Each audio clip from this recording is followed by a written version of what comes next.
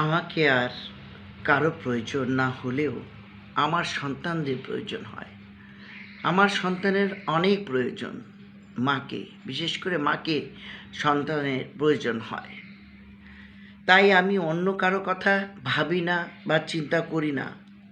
আমি অন্য কারোর জন্য নয়, এককভাবে নিজেকে নিজের জন্য প্রয়োজন মনে করি, অন্য কারোর জন্য নয়। না হলে আমার সন্তানের জন্য আমাকে বাঁচতে হবে।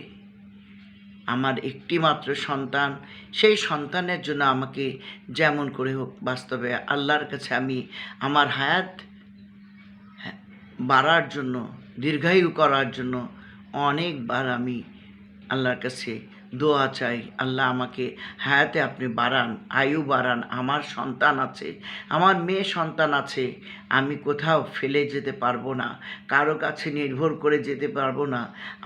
আমাকে বাঁচিয়ে রাখুন, আমাকে সুস্থতা রাখুন এবং ভালো করে রাখুন। আমি আমার সন্তানকে যেন সুন্দরভাবে গড়ে তুলতে পারি এবং রাখতে পারি।